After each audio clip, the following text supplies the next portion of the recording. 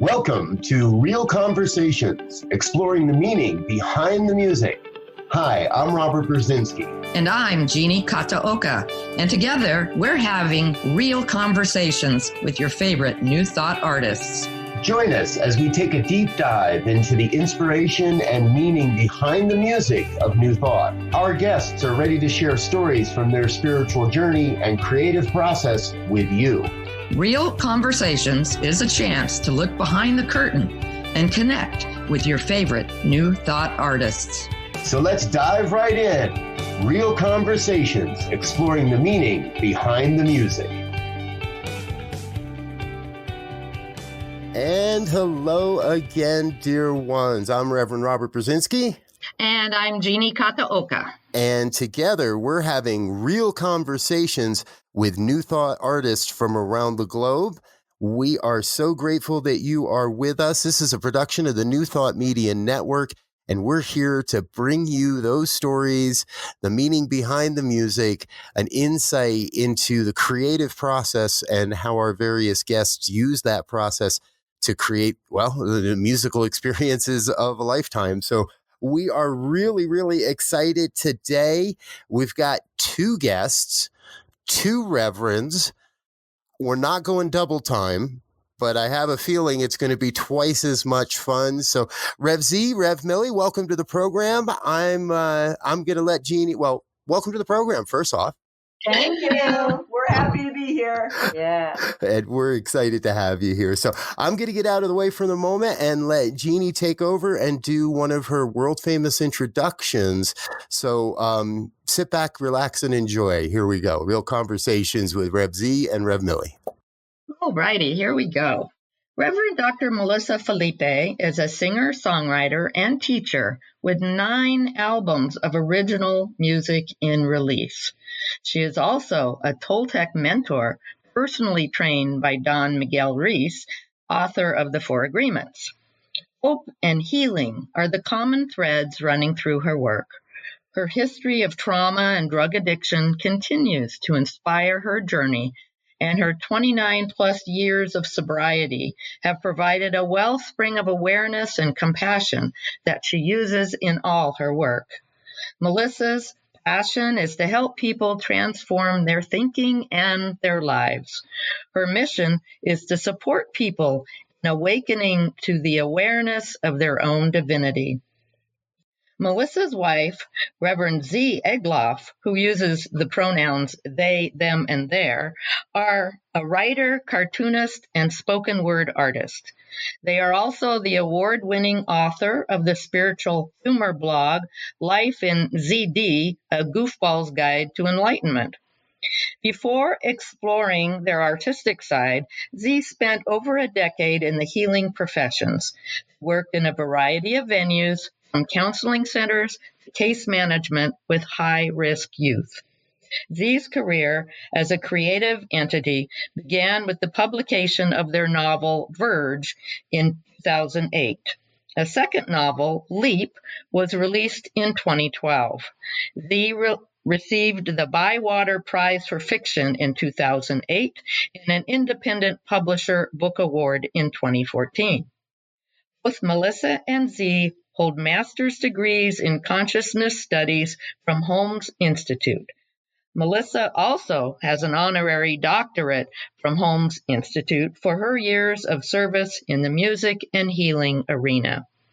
Z also holds a master's degree from JFK University in spiritual counseling psychology. Melissa and Z are both longtime students and teachers of consciousness and transformation. Over the years, they've developed unique techniques and practices for personal growth and expansion. These practices improve individual lives and make the world a better place. At their virtual home, ohmygodlife.com, they share their knowledge and joy in videos, music, books, blogs, cartoon memes, and more. They also speak, perform, and facilitate workshops and retreats worldwide. In fact, they have a virtual retreat coming up next March, which I'm sure they'll tell you all about later. Melissa and Z's mission is to bring radical joy to the world. Now, I also came across 10 fun facts about Melissa and Z. So here we go. Number 1. When Melissa was a kid, her idol was Janis Joplin. To ensure that she grow up to be like her idol, she started singing and doing drugs at a young age. But she finally realized she didn't actually need to be just like Janis. Number 2, Z is short for Betsy, which is short for Elizabeth. If you call them Betsy now, they will laugh. Number 3, Melissa's first band was called No Cheese, Please. She didn't come up with the name, and to this day, she still has no idea what it means, other than lack of cheese. Number 4, Z didn't get a driver's license till they were 23. They were terrified of driving as a teenager, and it wasn't until they ran a farm and learned to drive a tractor that they conquered their fear.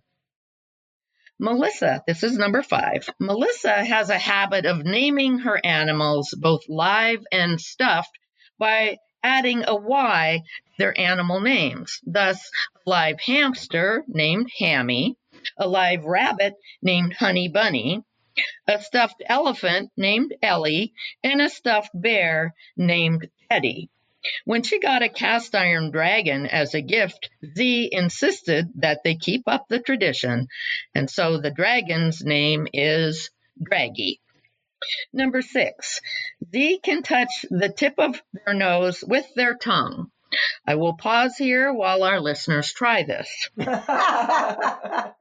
When they were a kid, their next door neighbor told them that this meant they were, wait for it, delayed.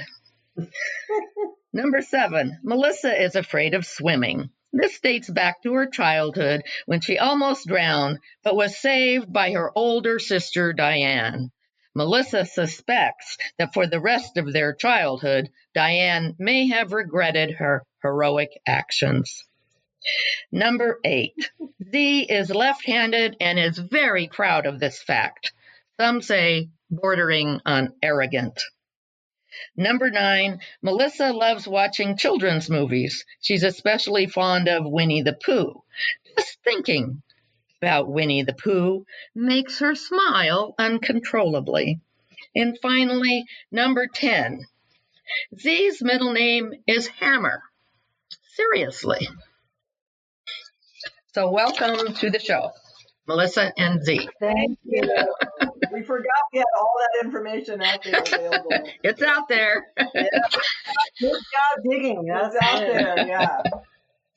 So let's jump into the music. All right. The first one I wanted to ask about is Love is the Magic.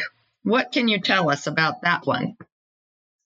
Okay, well, we write different ways on different songs, but that one came about, I wrote my part first. Melissa and I mostly write our parts separately for the songs. And just recently, we've actually started writing some things actually together at the same time. But that one, I wrote my part first, and it came from, the song starts with, remember that show, Bewitched, how she'd wiggle her nose and twitch. And when I was a kid, I mean, this is partly in the song, but I was obsessed with that show. Never liked I Dream of Jeannie, but I loved Bewitched. I liked both of them. I liked all the magic. Give me magic. You wanted, yeah. Yeah. Yeah, I could not relate to the G. I don't know. It didn't work for me. I guess Bewitched was a little more covered up. I don't know what it was. I could relate better. So, I remember once when I was a kid, I grew up in a small town, and I remember walking down the street, I was probably 10 or something, and just wishing with all my might that I could have those powers that she had in Bewitched. Like, just wishing. And it didn't happen. But then I remember when I discovered New Thought philosophy, metaphysical philosophy, this idea that our consciousness is creative, our thoughts and beliefs can help create our life in conjunction with spirit, of course. I realized it's that same thing, right? Like, that power that I wish for as a child actually is accessible to all of us. We don't have to twitch our nose. You got it. The easy way, without the nose twitch. No nose twitching. and so that's where the idea for that song came from. And we like a deadline. And so that particular song came prior to a retreat that we were doing, Sister Spirit. And I think the theme was something. I think it was Love is the Magic, or the magic Love is the love, magic, or somehow went along with that. So we actually wrote that song for that retreat to be able to have it. Because, like I said, deadlines can work really well for us. So I wrote my part first, and then I handed it over to my wife, who added the music part. Yes, and when we do it that way, where Z writes their part first, it's usually very easy for me to access them. I get kind of like what Z calls, when Z gets these messages from the divine and calls them the downloads, right? And for me, sometimes I craft a song, and a lot of times it's just a download. And that was one of those that was, which is true, I think, for a lot of the songs we've created that have started with Z's part first, where Z does their part, and then I kind of go off and just hear mine, which is what happened with this. It was just like, just came right through, like, oh, there it is. That's what it needs to be. So yeah, that was one of those. And I remember another really cool thing about that song. That was from our first CD.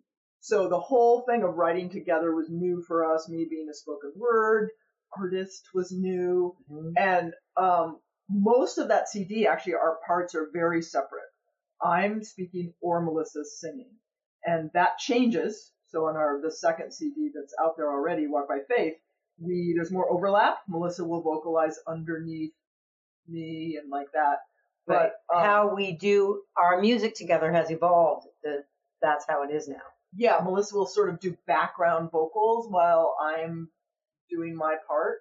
We didn't do that on the first CD, but I believe on that song we figured out, and we didn't plan it this way, but my chorus and your chorus, I think, are the exact number of bars, and we realized, let's try doing those at the same time at the end. Which we do all the time now. And they fit together. Right. And I actually can't remember, because I don't listen to my own CD. I don't remember if that's on the recording or not.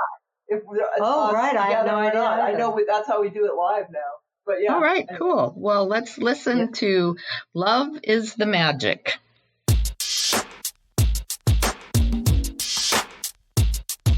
Remember that show Bewitched? How she'd wiggle her nose and twitch?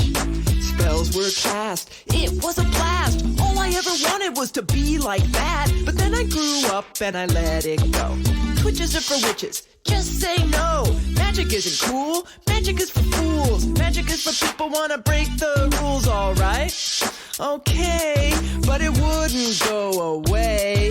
I looked all around, I searched till I found a wise old woman who could break it down. She said it's so much more than a nose wiggle. It's so much more than a spell. The magic is in me, the magic is in you, the magic is in everyone and everything we do. It's a love inside us, shining through. I let it move through me, groove through me, take a little cruise through me. Love is a magic and it knows what to do.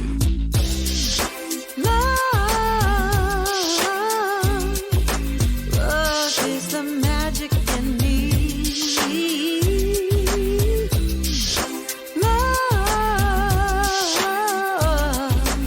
Love is the magic in me. In me.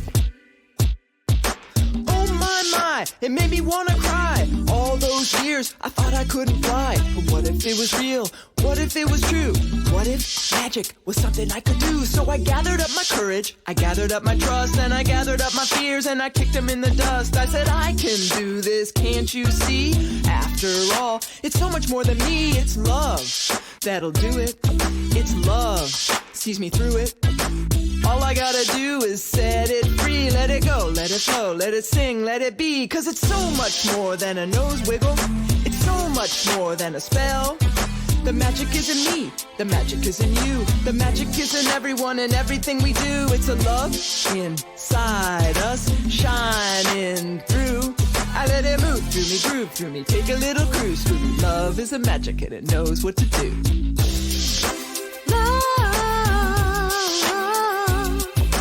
Love is a magic in me.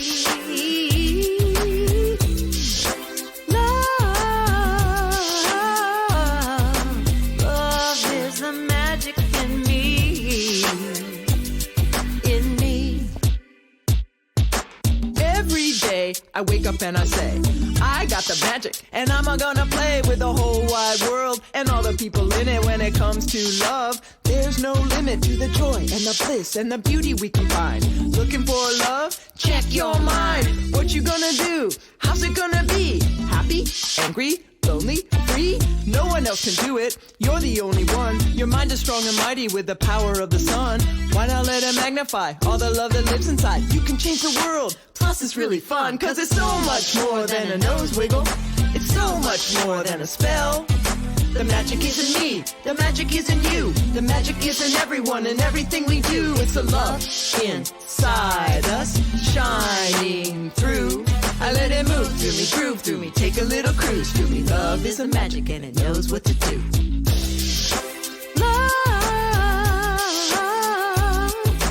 Love is the magic in me.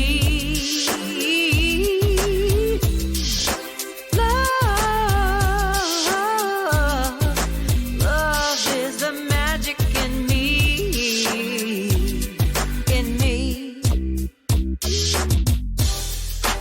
All we need is the power inside us to carry us through. It lives in me. It lives in you. Cause it's so much more than a nose wiggle. It's so much more than a spell. The magic is in me, the magic is in you, the magic is in everyone and everything we do. It's a love inside us, shining through. I let it move through me, take a little cruise through me. Love is a magic and it knows what to do. In me. Yep, that's definitely, that's a good one. That's a keeper.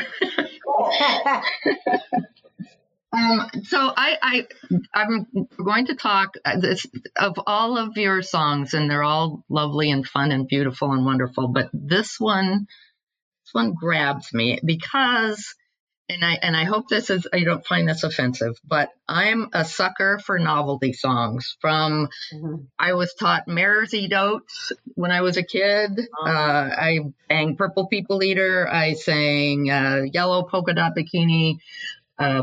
Flatfoot Floogie. I go way back. Wow, but I want you to talk about Big Bang, Biggity Bang. Big Bang, Biggity Bang. Well, that was the first one. That one's fun. That one's fun to talk about because let's see.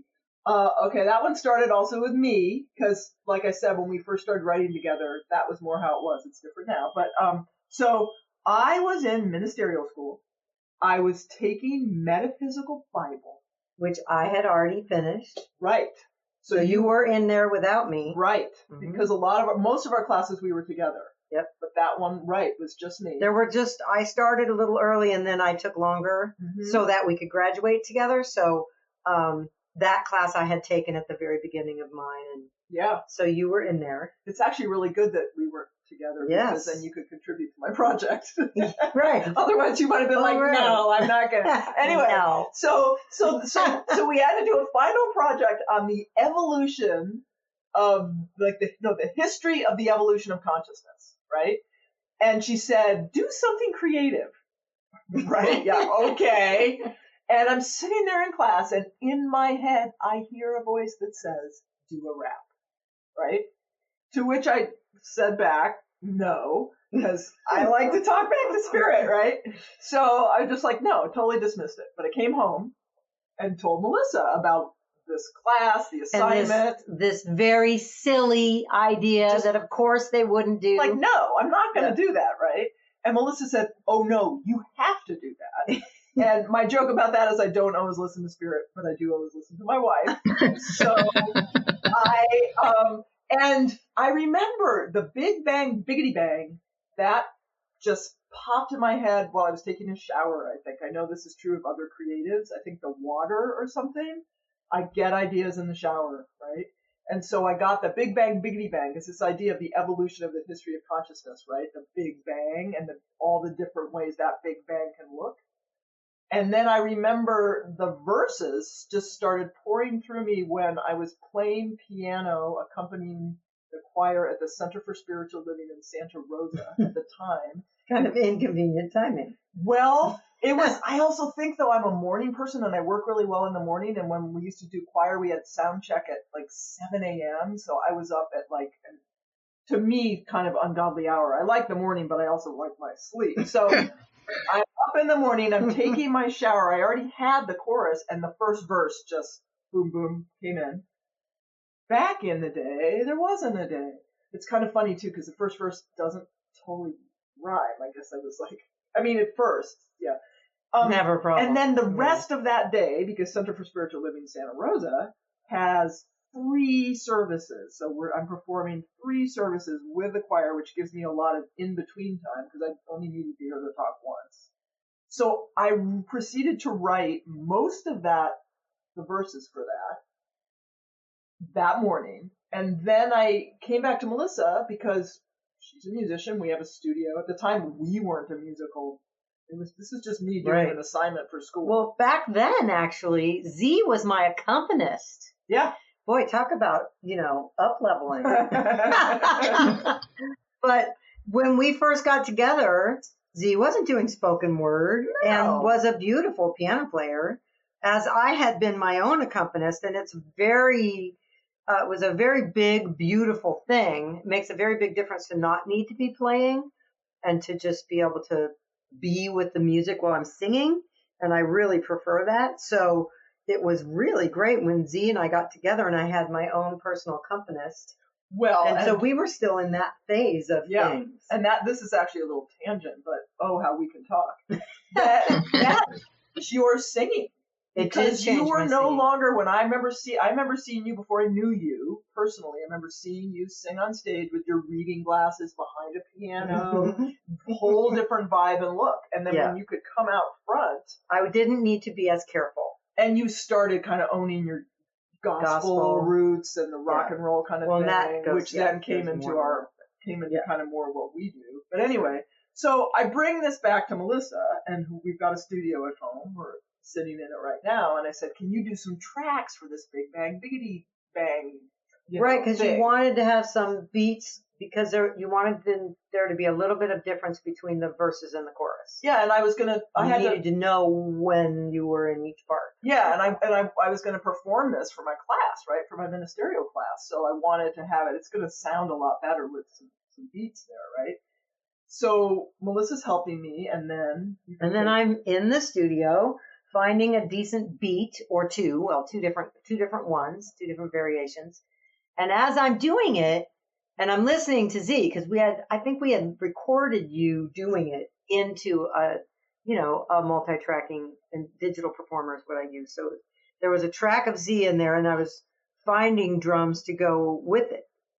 And every time Z said, biggity, biggity, bang, a biggity, biggity, bang, I heard Big Bang. So I came out and I said, I hear this singing part that would come in after your chorus. Is that okay if I put that on there? And he's like, are you kidding me? That'd be so great. I'm like, is that okay? Like, yeah, I'm going to have the best project ever, Which it kind of was. Well, and then. So then I think the chorus came, right? Anyway, it kept evolving. I don't remember where it was when you did it in class, but the story of that morning is pretty cool. Well, no, there is another part though about the bridge, but that comes after. So I go to the center to do it's a Saturday, my ministerial class that day, and I run into the musical director, Chris Ritchie, at the Center for Spiritual Living in Santa Rosa. We were buddies because he would use me as a keyboard player.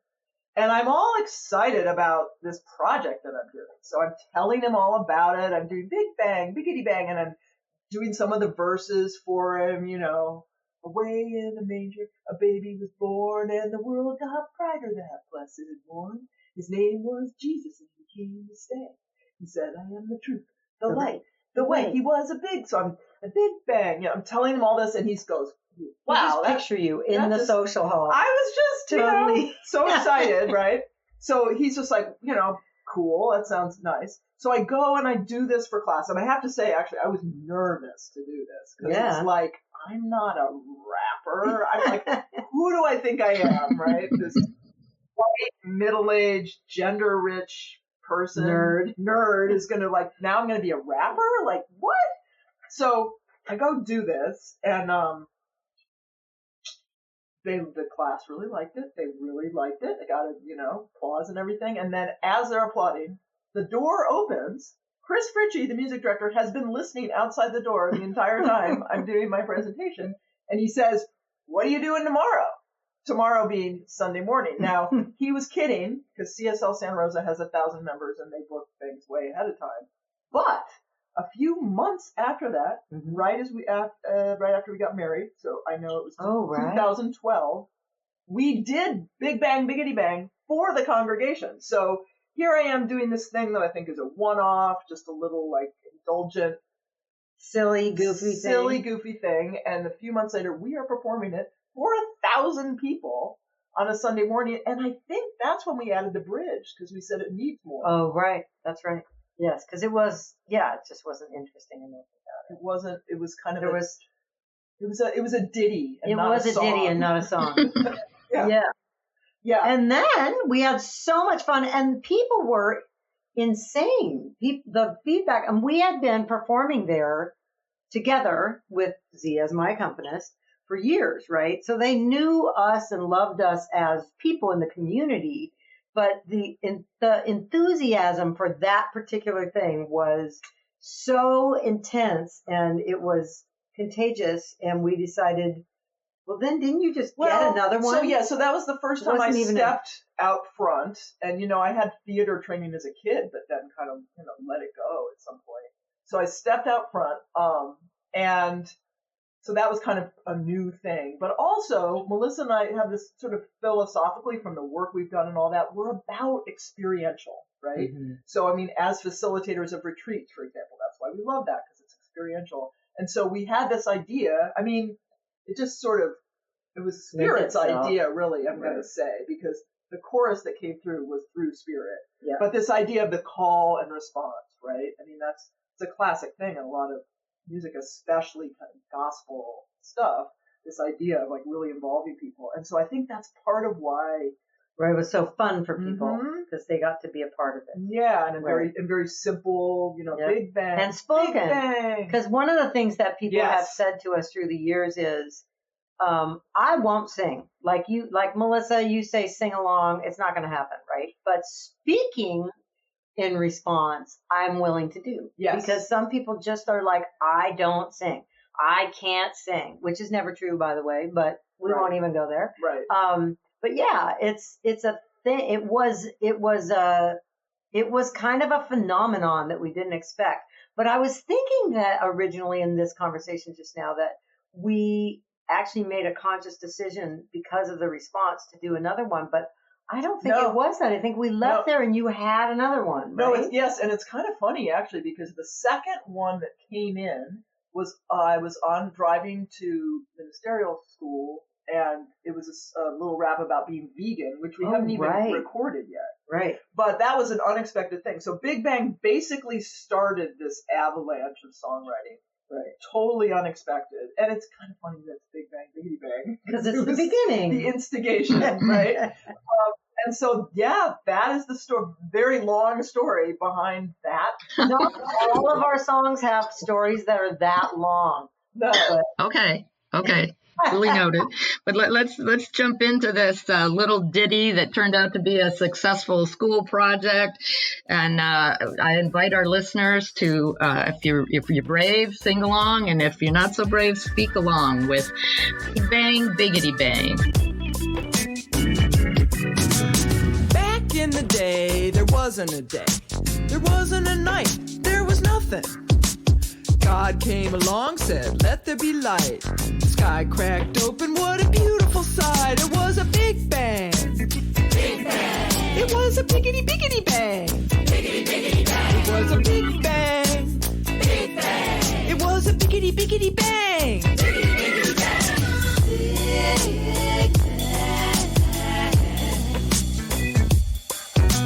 A man named Buddha sat under a tree. M-E-D-A-T-A-T-I-N-G. All of a sudden, his life was changed. The whole entire world was rearranged. It was a big bang. Big bang. It was a biggity biggity bang. Biggity biggity bang. It was a big bang. Big bang. It was a biggity biggity bang. Biggity biggity bang.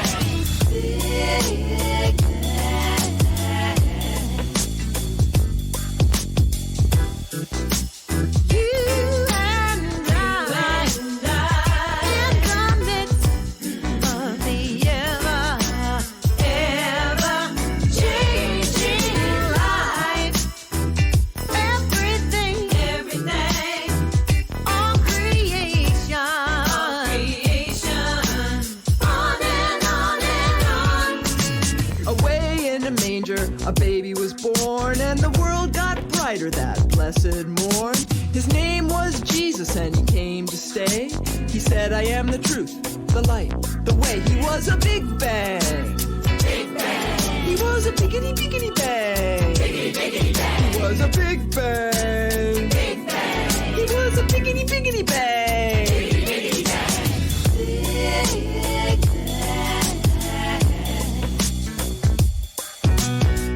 Of Hira was a special spot where a dude named Muhammad liked to chill a lot. Till the angel, Gabriel, came one day, said, boy, you better listen what I gotta say. It was a big bang. Big bang. A biggity biggity bang. Biggity biggity bang. It was a big bang. Big bang. A biggity biggity bang. Biggity biggity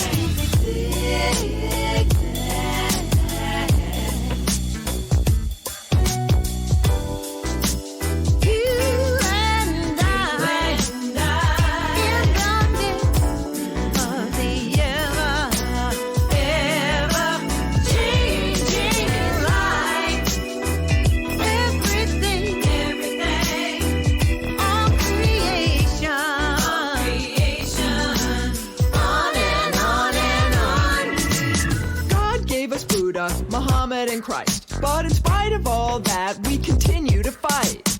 Now it's up to us to get it done. 'Cause no matter where we look, there's only one. It's a big bang. Big bang. It's a biggity biggity bang. Biggity bang. It's a big bang. Big bang. A biggity biggity bang. A biggity biggity bang. Okay, I'm going to have you jump into a gospel tune, but I think we're going to listen to it first, and then we'll come back and talk about it. So we're going to listen to Fortify Your Faith. Fortify, fortify, fortify your faith. Fortify, fortify, fortify your faith.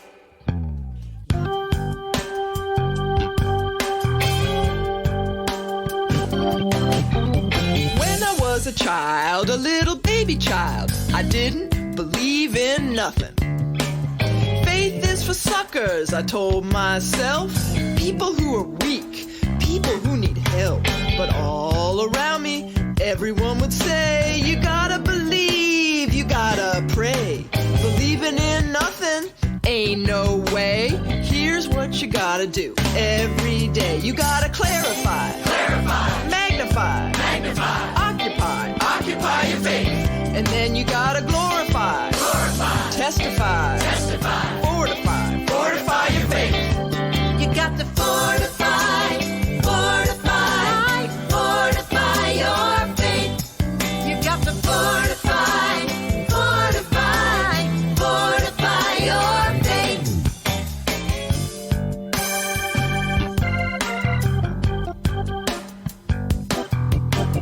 Time moved on and I grew up. I started to question question. I said, what's up with the world, the universe, and how things work? Why am I here? What's my worth? I started to notice synchronicities and a power beyond what I could see. Next thing I knew, I heard God say, here's what you gotta do. Every day you gotta clarify, magnify, occupy your faith. And then you gotta glorify, testify, fortify your faith. Gotta fortify your faith. You gotta fortify your faith. You can do it. Make it stronger. Pay attention. There's no need to wait. Fortify your faith. Now I know, now I see, that faith is so much bigger than me. It starts in the heart and grows. Where it stops, nobody knows. So if you're down, if you're blue, remember that spirit is bigger than you. Let it hold you, mold you, take you, shape you. And here is all you have to do. You gotta clarify, magnify, occupy your faith. And then you gotta glorify, testify, fortify your faith. Yeah, you gotta clarify, magnify, occupy your faith. And then you gotta glorify, testify, fortify your faith. Come on.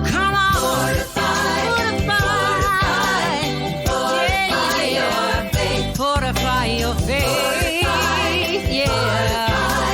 Fortify your faith. You got to believe.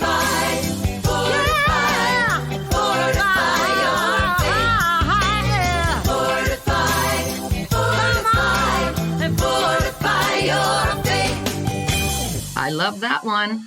So what can you tell us about that one? Thank you. I'm like, nothing. Yeah.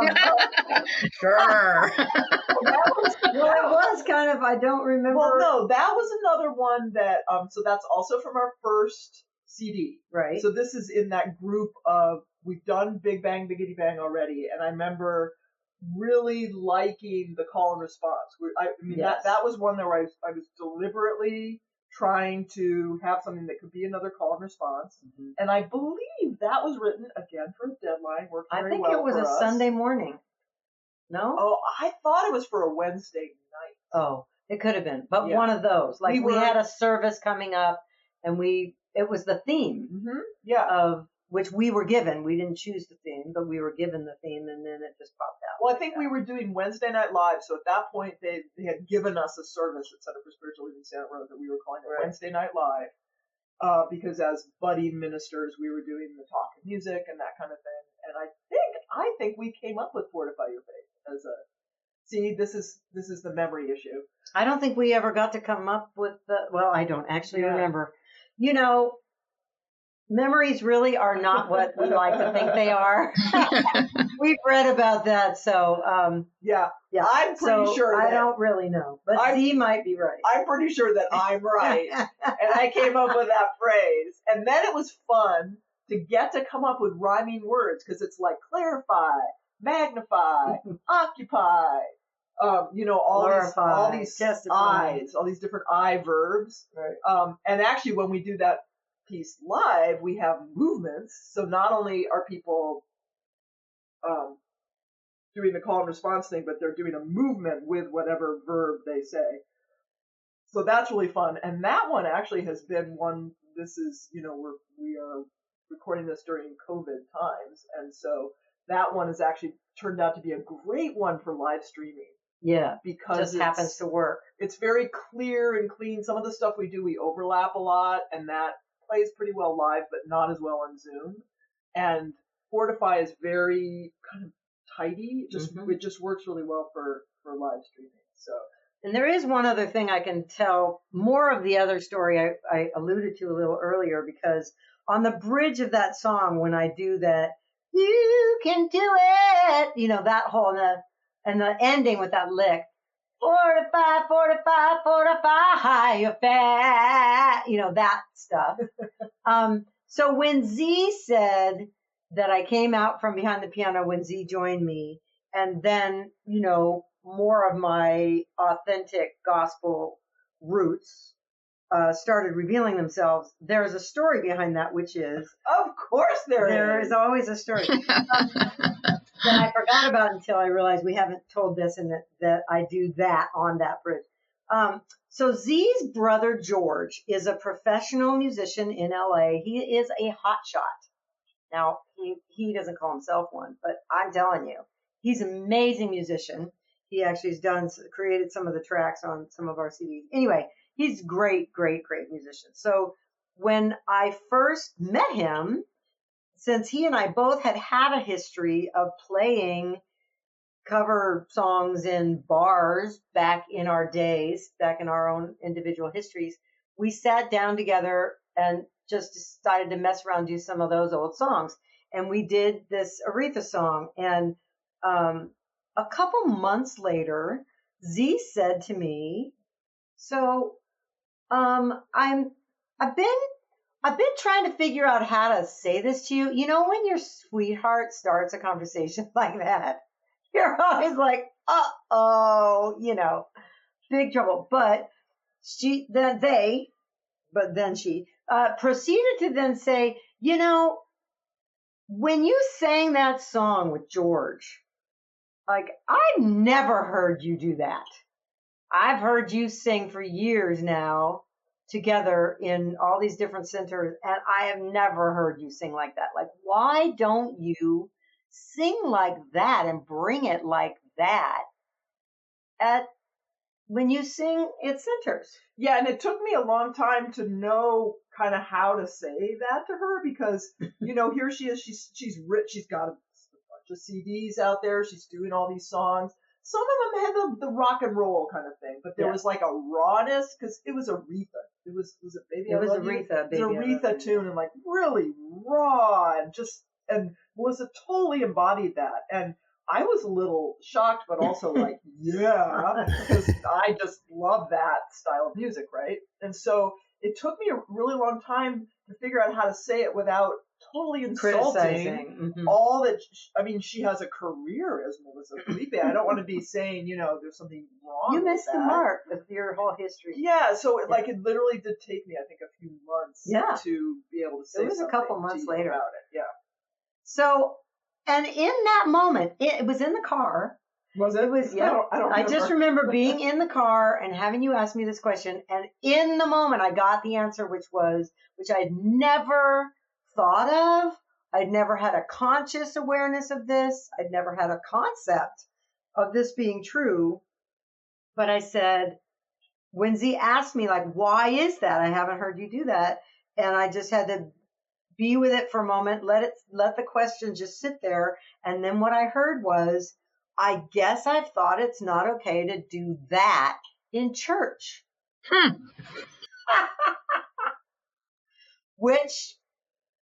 Because to me, that level of like raw R&B kind of gospel-y stuff, that for me, when I do it, there's a way in which it's tapping into an energy that is a very like root chakra sexual kind of energy. Well, and also when you say church, you're thinking white Episcopalian church, like the church you grew up in.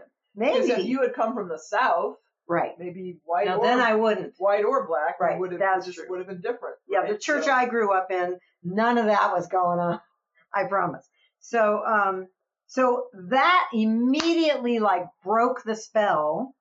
And I started to, even on the older existing songs, sing them differently and feel the response from people. But through my years of singing, so my very first gig doing Centers for Spiritual Living, what it happened to be, but metaphysical Sunday morning, I was at this place. I'll leave it unnamed for this moment. It was a very long time ago. The minister's not even alive anymore, but It was all these, blue-haired little old ladies, very sweet place. But every time I sang something, they were like, "That's a little too much.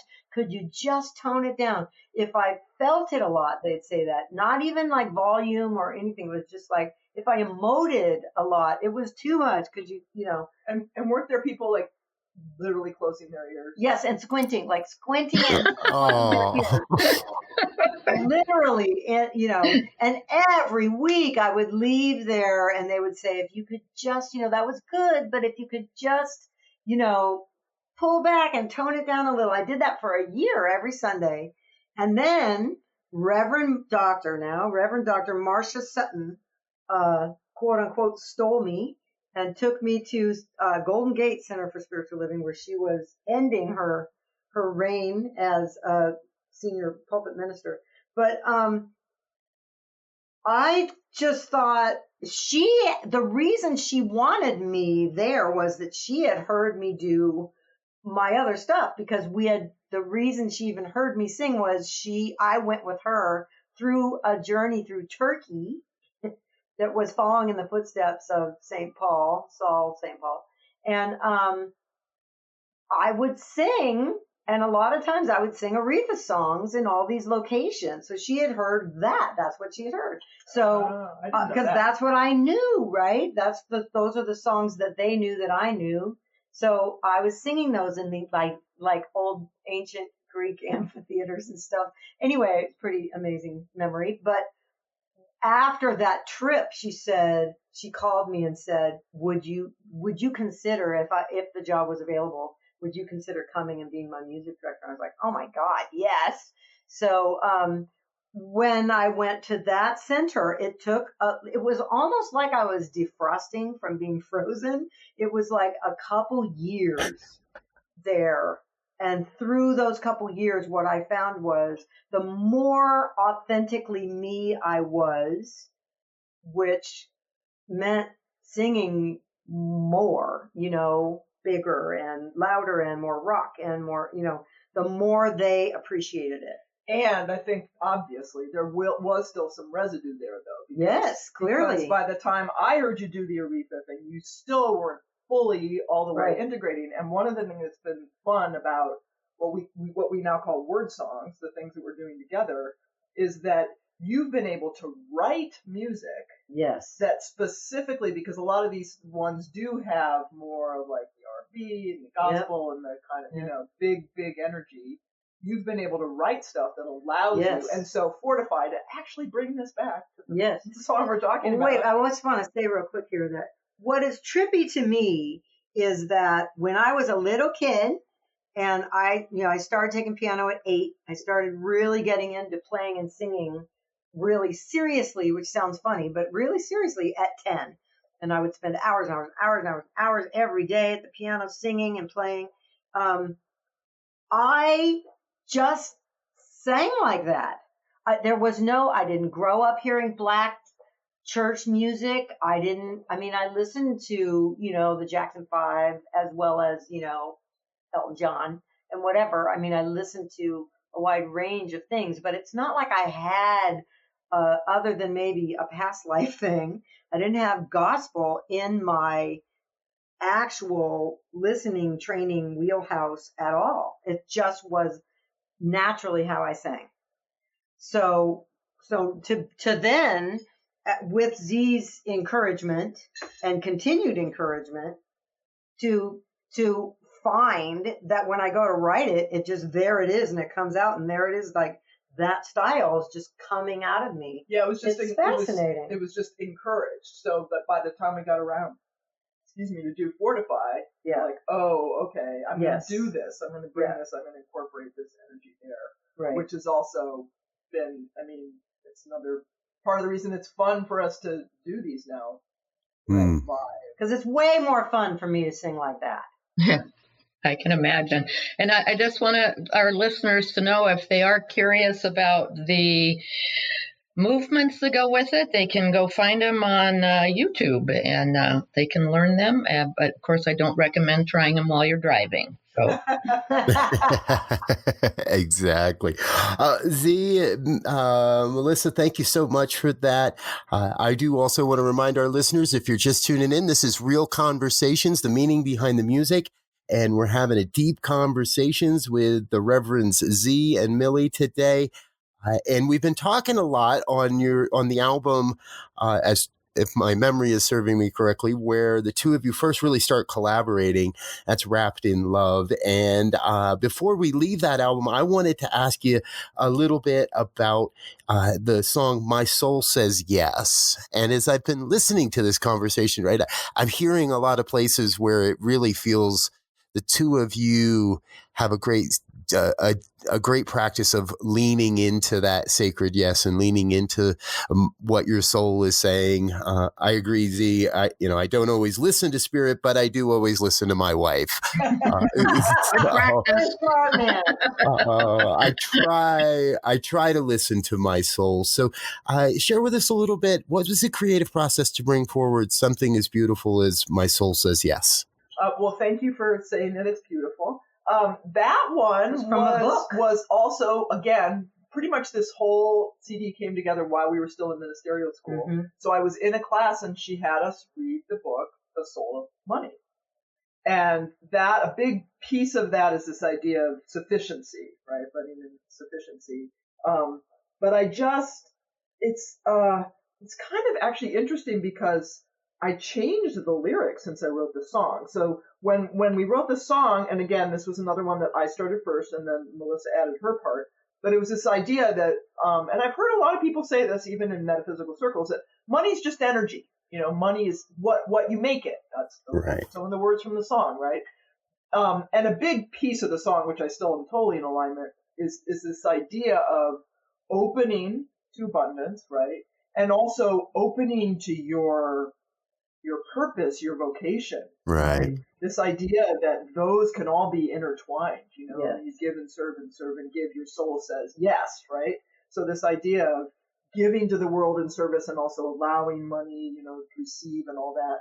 And we did it, I think we do these little videos, we do a bunch of little different things with videos, but we do these videos called Joy Jams. And so we did a Joy Jam not that long ago about prosperity.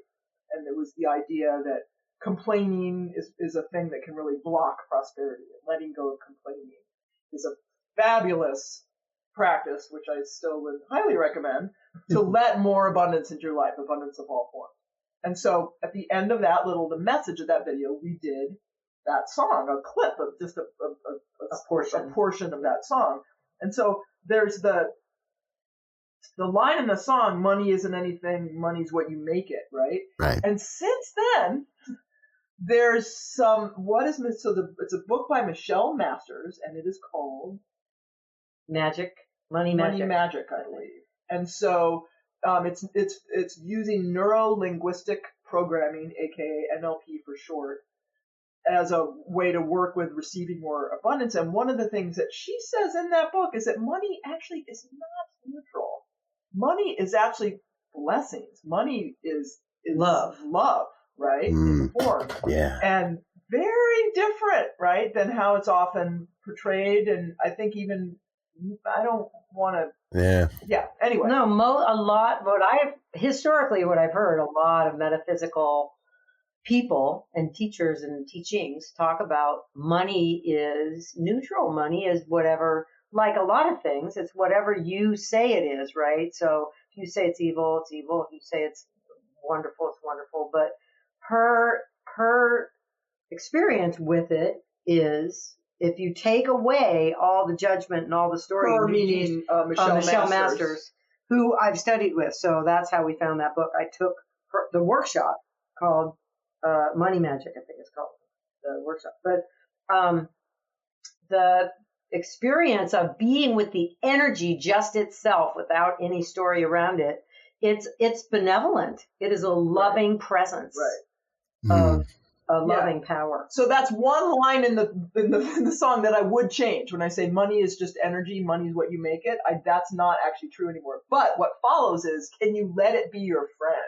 Tell me, can you take it? So that idea of still just, allowing abundance. And I know when we did that Joy Jam recently, because again, we don't listen to our own stuff that much. We perform it, but we don't just like sit in a room and let's play our CD, right? Yes, exactly. And so it was really fun to get to hear that song and kind of receive that message of, it's okay to receive. I mean, money of all the topics to talk about, right. In anywhere, not just metaphysics, but, it's one that can have a lot of like gnarly people's programming and past and all that, of all the things we've been told and the things we believe, Yep. So the idea, we really wanted to be able to write a song about that to really help people open to their abundance. Yes. Yeah. And I think that original book, by the way, is by Lynn Twist. Yes. The Soul of Money. The Soul of Money. The Soul of Money. Great book. Yep. Yeah. And we will, and we'll make sure we leave links in the show notes, folks, for all of the resources and the material that we're talking about here today. And, you may want to change that line, but I'm going to tell you, this song still makes my personal prosperity playlist. Yeah. And I don't see it leaving that anytime soon. So let's give it a listen, folks. This is My Soul Says Yes. Enjoy.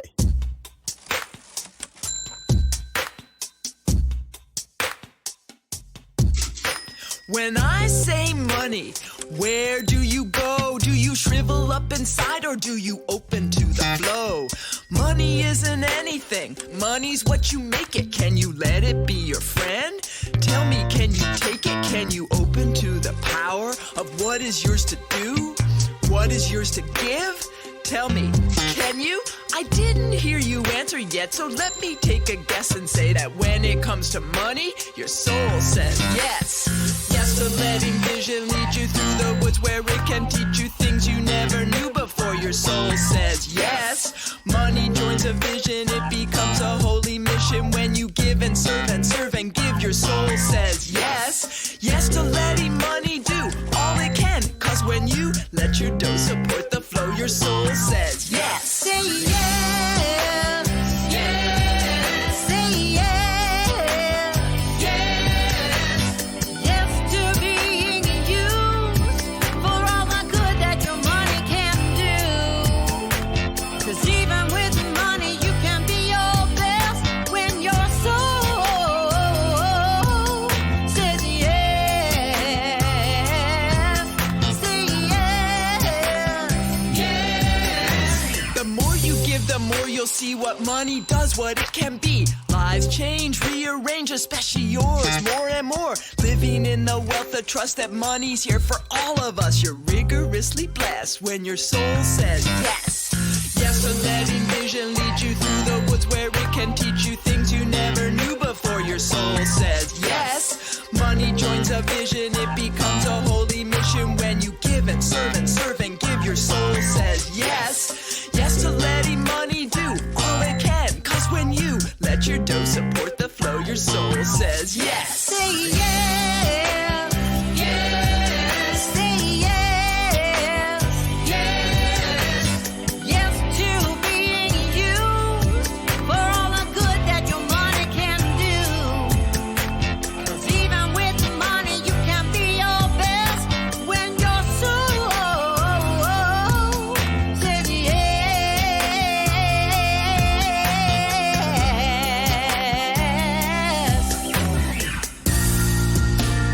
Got to line it up. What you know is right with what you do.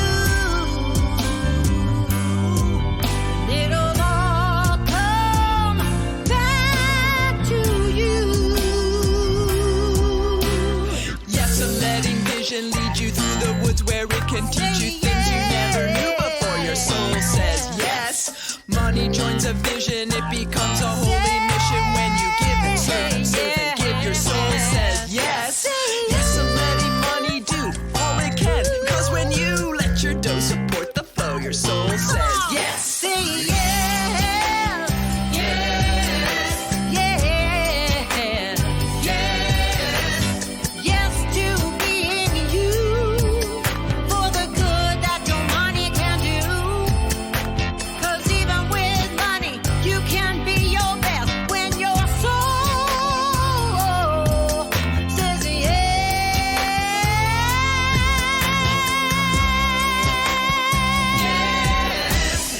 Yep. It always keeps me moving.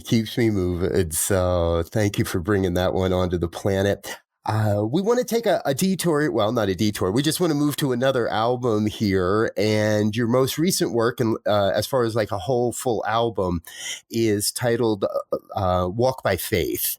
Correct. Yes. And the song that jumped out at me the first time I looked at that and the first time I listened to that, Love is the Only Truth.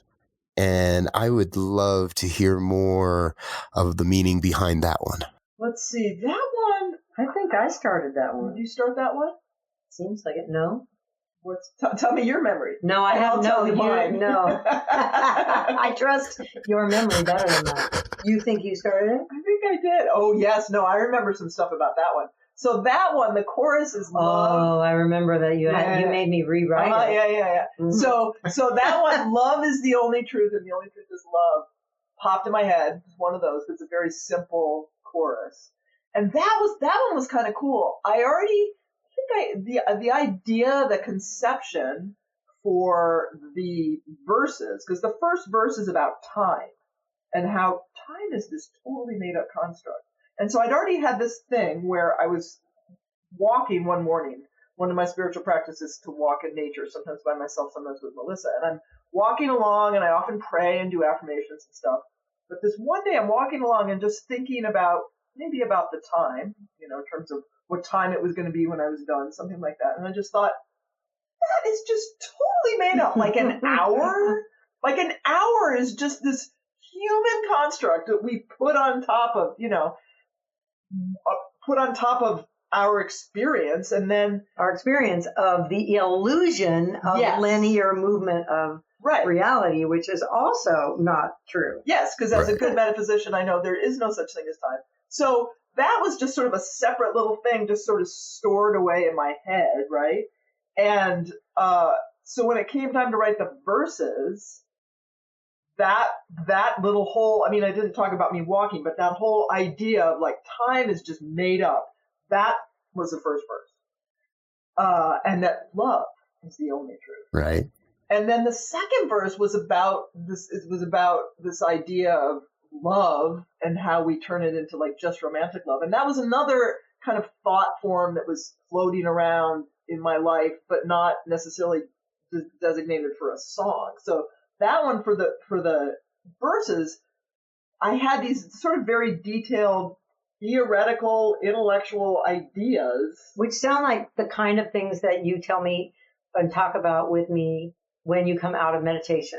Like, we both have that tendency where we meditate and then we go to each other and say, wow, had this interesting, like this line of thinking or this aha moment in my meditation. And it's this, some trippy esoteric thing about reality and the illusion of reality. And doesn't necessarily lend itself to song lyrics, right? So, and I didn't know if I could pull this off either, I think you did. But, part of it that's nice about spoken word is you get to kind of, like this one, if I remember correctly, it doesn't rhyme. And I just decided I don't have to rhyme. I can just do this like as a sort of conversation kind of thing. But this was the one then. That's one of my very favorite songs on the planet. I'm just going to say straight up. I not to say of our songs, right? Like, it gets me every time. Well, this one is really fun to do live because again, it's interactive. When we do Love is the Only Truth and the Only Truth is Love, we have them say that with us and we have them do movements of putting their hands on their heart, coming out from their heart, and then going back in. Yeah. So it's got a very kind of group meditative energy. But on this one then, I wrote it first. I forgot. And then I gave it to Melissa. It's not a happy memory. So Z gave it to me and I wrote something, and it was not one of those times when the download just came. I had to really like, what am I going to say about, I don't know. And I was just sort of like, made something up. That's what we do, right? And it was a whole chorus, though. I wrote the whole chorus. Yeah, no, it was a whole chorus.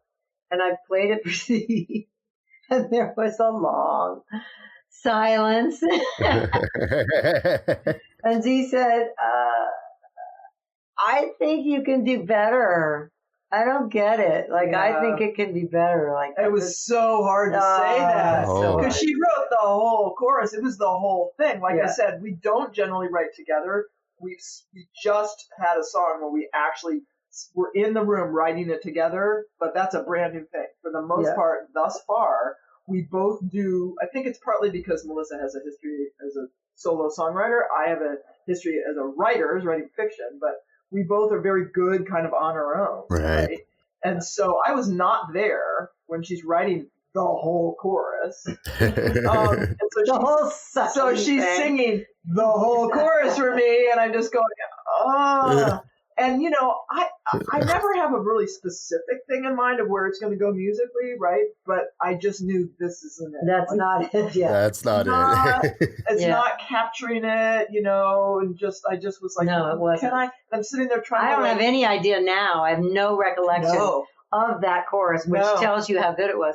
And I'm so grateful to be in relationship with someone who is willing to bust my chops when they need to be in every area of life, including in our songwriting, because I'm so grateful I went back to the drawing board and really that when I went back in, I really went to a more dropped in meditative prayerful place because I was to have, you know, when you write, for me, when I write something, and then to throw it out and start over, it's that's the hardest for me because I already have that other thing in my head. Yeah. Right. It's not in my head at all now, but it was then. It was like that. No, but that's what goes from your thing to that. Like that's already in my head. So, I had to, thank God, really surrender and be a prayerful, open vessel to receive. Okay, Spirit, I need you to bring me where the song is supposed to go. And then I just started playing that piano thing that actually I realized recently when I listened to the album, the thing that I do when we play solo together, meaning not with a band because we're not solo, but when we work together now, most of the time I play piano, but on that one I play piano and sing. Yeah.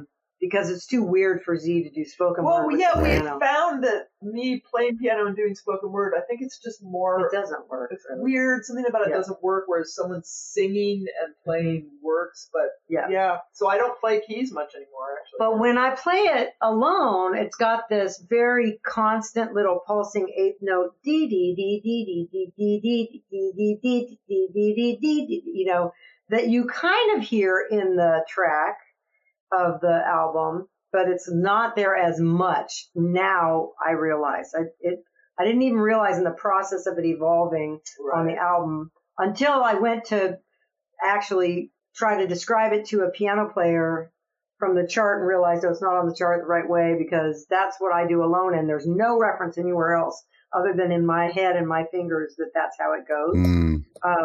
So now it's on the chord chart to play for other people that way, but and a lot of the words for me that are in there are Toltec philosophy. So when you let go of all that you believe, what is left is the truth. That's straight up Miguel Ruiz, the Toltec way. Right. So, and it links back to that, you know, what I talk about in the first verse of time's an illusion. But I think, and I can't actually remember because I don't remember the first verse, but I'm wondering, this is just me wondering if, you know, my verses are so heady kind of until I get to the chorus. And I wonder if it's like you had to strip that away too of trying to relate to that. You know, you just had to like somehow you needed a full pass to get to the core of it. And I know, you know, it's funny. There was something I read recently about a writing teacher writing about, of all things, here we are on this spiritual thing, but it was sex, people writing about sex. Mm-hmm. And she said that when she has people write about sex, she'll have them do, you know, give them a topic about it and she'll have them write it and then she'll have them tear that up, start over, do it again, tear that up, start over, do it again, because she finds that topic has so much kind of baggage and detritus and noise and it takes a while for people to like get to the heart of it. And this had that to it. Now, I do know, and we both have this experience as songwriters, that and a lot of creatives can relate to this, that there's a moment when it goes clunk. It's like, that's it. Yeah. That's it. And you can't argue with it. And you can't, and when it hasn't gone clunk, you can't argue with that either. You can try to rationalize, and push it through. but like, no. And, that's Right. what happened in the first pass of Melissa's course, is just like, no. No. And, I have to say, the other thing, Melissa talked about the honesty, I, quote unquote, lucked out, because here I am starting to do, I have a bachelor's degree in English. I've done some fiction, but I hadn't done songwriting before. And so now, when I go off and do my own thing, I can bring it back to Melissa, but she's been able to teach me about songwriting, and will also bust me when going like, nope, too cliche, too corny, or I don't know what you mean, like whatever it is. Right. So we both can be that for each other.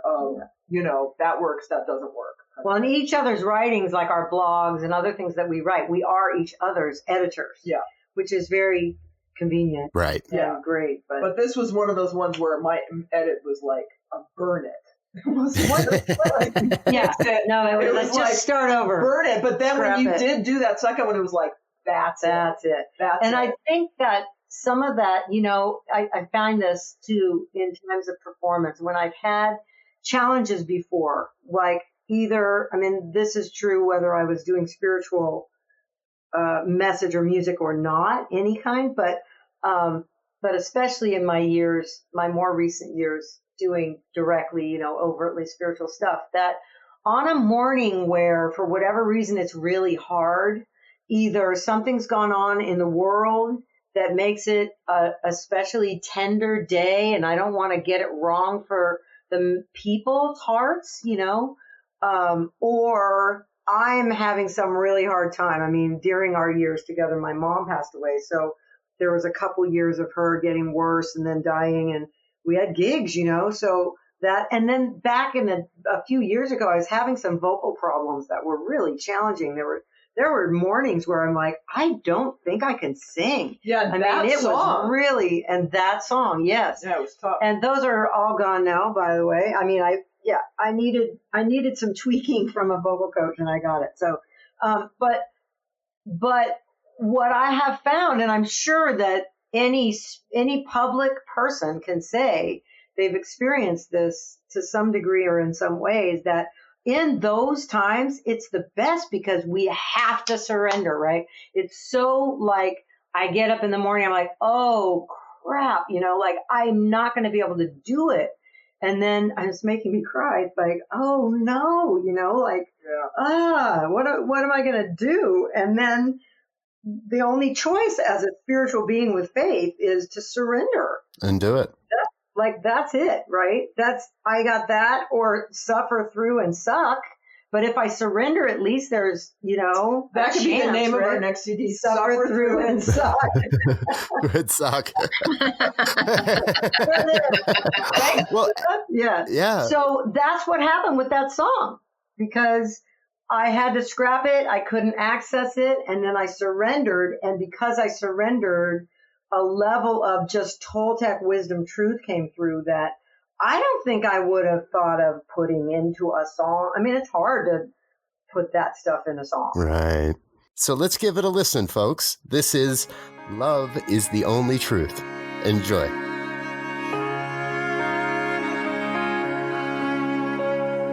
Here's something that isn't true. There aren't 24 hours in a day. I mean, there are, but only because we say so. Because thousands of years ago in ancient Egypt, someone stuck a stick in the ground and watched the shadows to try and measure the arc of a day. And don't get me started on this trip called time, the trippity-slippity thing that doesn't exist in the first place. I ain't no Einstein, but I tell you what, there's only one thing that's ever stuck that doesn't need a stick in the ground for me to trust it. Hush, little baby, 'cause there's just this love is the only truth. And the only truth is love. Love is the only truth. And the only truth is love.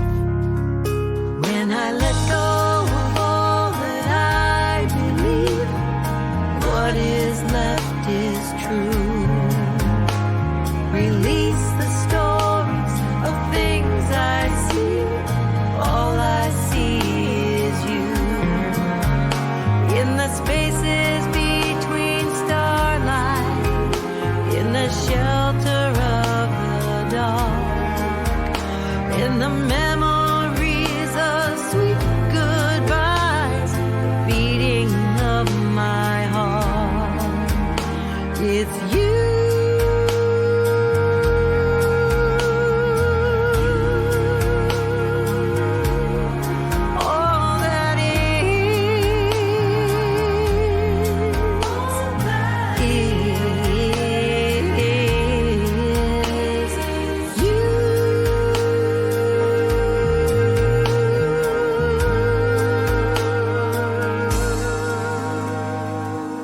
something else that isn't true, what we call love, right? There's a guy at work, you don't even know his name, but you're sure he's the one who can satisfy that need that hurts and howls and wants what's real till you find out he's married or gay or not gay and can't give you anything but need and more need. See, love doesn't ask. Love only answers, and the answer is always yes. I don't know much, but I tell you what, there's only one thing that's ever stuck that doesn't need anything for me to trust it. Hush, little baby, 'cause there's just this love is the only truth. And the only truth is love. Love is the only truth. And the only truth is love. When I let go of all that I believe, what is left is true. Release the stories of things I see. All I see is you. In the spaces between starlight, in the shelter of the dark, in the memories of sweet goodbyes, breaking of my heart. It's you.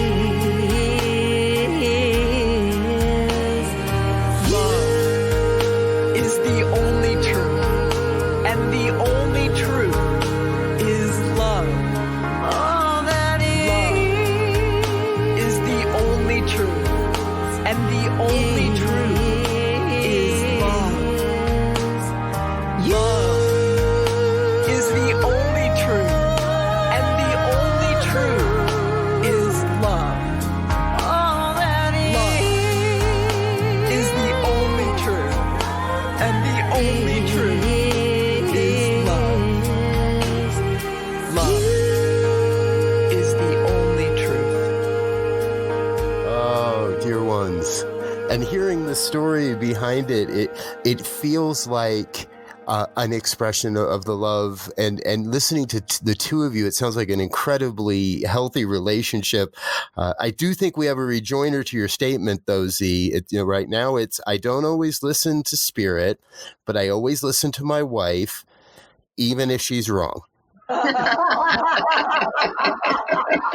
gonna try that out later, and I'll let you know how it works. Yeah. Well, if you're alive to tell about it. Yeah. My recommendation is repeat that last phrase silently to yourself. Yes. Okay. Words of wisdom, words to live by, right? Yeah. Well, the next one on our list, and I'm wondering if it's the song is "There's a Good for Me," and I'm wondering, I believe, please correct me if I'm wrong, that Emma Curtis Hopkins said that, and there's a good for me, and I ought to have it. Mm-hmm. So where did you get the inspiration for this song, and tell us the story behind this music? Gosh, Emma. So the one line I changed because Emma Curtis Hopkins says, "There is a good for me and I ought to have it. There is a good for me and it's God." And originally that's how the song went. Yep. And then I was talking to Z one day before we were recording it. We had performed it quite a few times by the time we recorded it, but it was before recording it. Before you go into the studio, you always take another look at everything under a fine-tooth comb with a magnifying glass and say, like, okay, does this still stand up? And, they evolve for sure as we do them live. Really, I really find that, I think Z agrees, that when we go into the studio to record. Of course I agree with you. Self-preservation, I love it. And yes, I did silently repeat the thing to myself.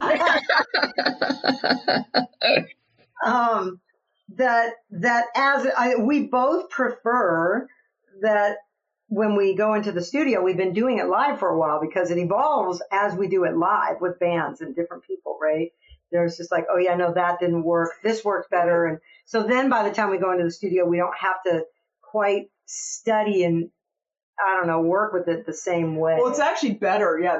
If we're able to really work things live before we like commit it to the CD, it's really better because we're more apt to have an actual final polished product as opposed to if we just slap it down, put it in the studio, it's almost going to be guaranteed to not sound like that live anymore, which is fine too. Right. But this one we did live a lot. But this one we had done live before recording much more. And so through the time of doing it live, I don't even think it had changed. It was when we sat down to do the CD and I just thought, you know, that particular part of that line, not to critique Emma's writing, because I certainly wouldn't. No. Would never. Don't want to get in trouble. Because she's the queen. But it always took me right so into my head. There's a good for me and I ought to have it. I'm good. Yeah. Okay. There's a good for me and it's God. It's like, and, I mean, I know that's true that all the good there is God. I know that's true, but it would take me out of my body and heart and into my head. Well, and I also think that something that happened between the two CDs, so Wrapped in Love versus Walk by Faith, was that we started to really take a look more at the word God. And I know that word does, I'm pretty sure it shows up in a few tunes on Walk by Faith, but, and this is something I say often, which is, you know, when I was a kid and I grew up, the word God to me was a very specific image. It was a white male senior citizen in the sky who occasionally went off his meds, right? Like, this dude was not always nice, but I was supposed to like give my life to this guy. And randomly not nice. So I know in New Thought we say God means something very different, but I find for me now, and it's the beauty of this philosophy is we get to say what we, you know, our term for God. We're not stuck with one term that we have to stick with. And I just found when I'm like keeping it real, I'm like, you know, God still has that old privileged patriarchal vibe to it, and it doesn't work for me. And so that was, I think, also in that decision as we were saying, you know what, as songwriters, we want to be open at the top and we want to write things because I had people, when I would say that at retreats and talks and stuff, I would have people come up to me about what God living and unity, and they'd come up and they go, yeah, I don't like that word either.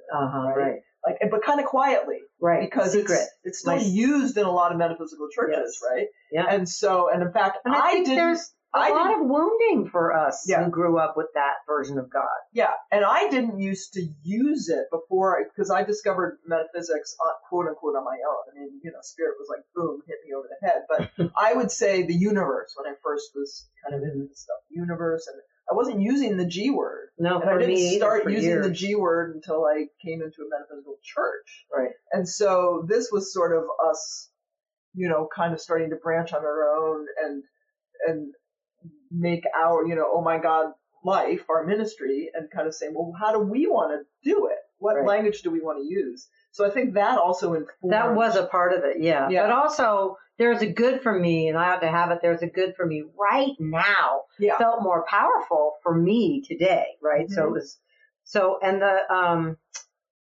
the rest of it, I don't think the rest of it was Emma. I think it was that, but Emma inspired that song. I don't remember if we wrote it for a Wednesday night or how it got written, but it was because straight up Emma, you know, and I love that phrase, that Emma quote. So, and then that was one of the ones, because here we are, second CD, starting to do things a little differently. We actually had, Melissa and I did a concert at one point, and one of Melissa's oldest and dearest friends, who I also love very much as well, came to a concert of ours, I think specifically to give us feedback, because she's a singer and also has performance experience. And it was a kind of like the feedback that I gave to Melissa about the Aretha song, because our friend was very nervous to say this to us, but she kind of said, because we did this concert where it was a combination of Melissa Phillipe and Melissa Philippe's old stuff and then our new stuff, and we were going like back and forth and back and forth and back and forth. And she said, you know, I want to see the two of you together. I don't want to see no offense or anything to the old stuff, but No, she's been my backup singer for 30 plus years. So she loves the old version of Melissa Phillipe, but she was like, I don't know quite how to say this to you, honey, but she's dead. that version of Melissa Phillipe is not here anymore. Yeah. So now you've got this partnership that really is so much more compelling and interesting and fun and alive and all those things, which is so true for me as well. I mean, I was not performing anymore before I got together. I mean, I was done for a reason. Well, and you always said the whole time, even when you were solo, you were always wanting another. Yes. Now for me, it's taken me a while to feel like worthy of getting to be in the act, because I always say, like, if someone had told me, well, it's got to be a while ago now, a couple decades ago, whatever, tapped me on the shoulder and showed me Melissa on stage and said, you're going to be up there with her and you're going to be up front. And I'd just be like, well, what the heck am I going to be doing then? I'm not a singer, and I'm not. Melissa even has tried to get me to do background vocals. And well, I gave up, though. Yeah, but because we recorded it, we listened. Tried it. I've got a okay voice, but it's I get a little pitchy, all that kind of stuff. So I would just be like, how am I going to get to do that, right? So it took me a while to feel kind of worthy of getting to do this with you. And then when we get this feedback about those songs, well, it's like, well, what are we supposed to do with all those songs? And we finally realized I can do sort of the equivalent of, I call them saxophone solos. So a bunch of Melissa's, especially the ones that people always want to hear, there's Kicking and Screaming and The Path to Transformation. The Healing Storm. There's certain songs that Melissa were sort of her greatest hits and songs she did a lot. So I wrote what in the songwriter's terminology would you say the bridge, that little extra part that comes in after the, either the bridge, like after the second chorus before you go to the chorus again, or the sax solo, like that little part. So that's what I did with There Is a Good For Me. Right. Because There Is a Good For Me, you wrote as a complete song, not including me, before we get this feedback. Right. And then it's like, well, here we are about to do this CD. Now, Walk by Faith has a few songs in it that are Melissa only without Z.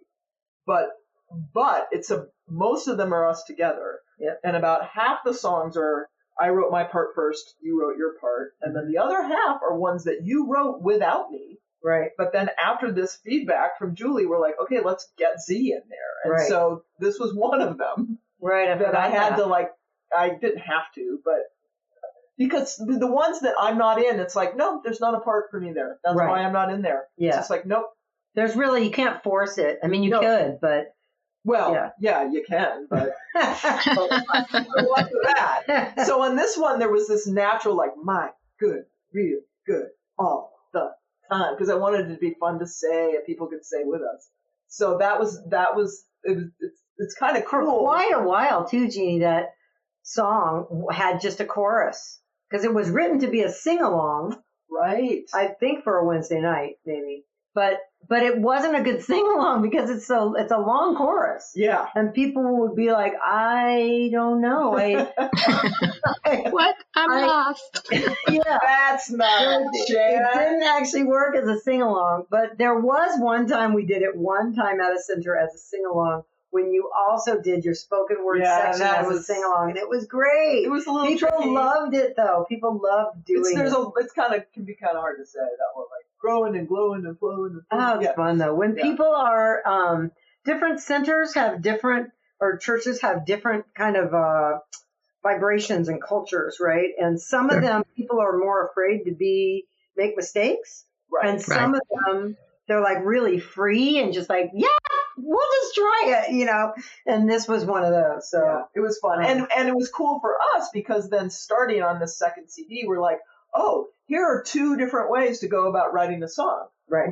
I can do my part first, and then Melissa does a chorus. Or we can have a complete song that Melissa has written, and I can find my way in there. Or now these days, Melissa would write the song knowing. Right. I mean, we've even had that happen where we had a song that you wrote for a guided meditation, and it was the Happy About My Health. So it's now an online course that we have about health. And so Melissa, same thing. She thinks she's writing a complete song. I'm out in the kitchen. I'm making my dinner. And I came in, I think I was like, You said, I'm sorry to tell you. I didn't want to have this, but I just heard this, I'm so happy, all the way happy. Can't I feel happy because I wasn't very happy. It's just the spoken word part just came. So it's like, and it's so fun. It's like at that point I was lazy. I didn't want to have to actually do the work because she was in the middle of recording it. Well, I was like almost finished making tracks, and so I had to start over. Yeah, but it was worth it. Well, it meant I had to stop doing what I wanted to do, and I had to record this thing, But it was fun. So that's one of those songs. Right. There was a Good For Me that allowed us sort of a new way to do songwriting, to find your place in it. Yeah. Well, let's listen to There's a Good For Me and see how Melissa and Z fit together. Oh, yeah. Say you're way too tired to pray. 'Cause life's been working you over every which way. But you asked me my opinion, so if I may, there is something I think you got to start to say every day. There is a good for me, and I ought to have it. There is a good for me right now. I'm gonna let Spirit love me by bringing it on. Oh, bring it on, my good for me. Oh, bring it on, my good for me. Oh, yeah, there is a good for me. Oh, yeah, it's on the line. Oh, yeah, and as I let myself have it, by God, this good is mine. By God, this good is mine. Oh, yeah, this good is mine. If you imagine till you can see it real clear, your good will be moving closer. Nothing can interfere. I know it's a lot to swallow from here, but if you see it till you believe it, like magic it will appear. There is a good for me, and I ought to have it. There is a good for me right now. I'm gonna let Spirit love me by bringing it on. Oh, bring it on, my good for me. Oh, bring it on, my good for me. Oh, yeah, there is a good for me. Oh, yeah, it's on the line. Oh, yeah, and as I let myself have it, by God, this good is mine.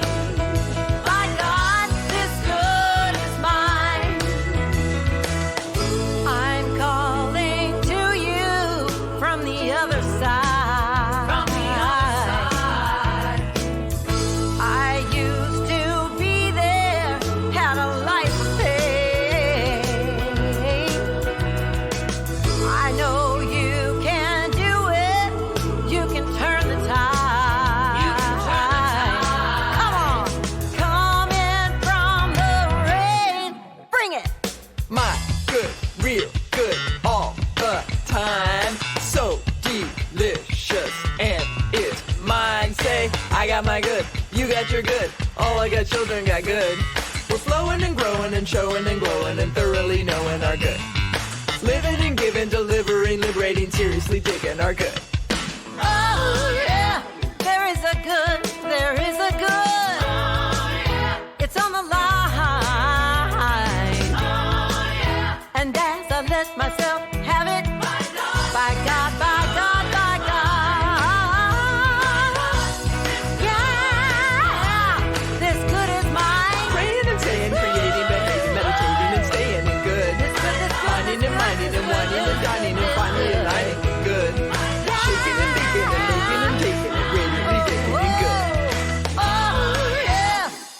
Yeah, I can't imagine that song without Z in it. So yeah, I know. good call. Good call. Thank Yeah. you. Thank you. I agree. Yeah.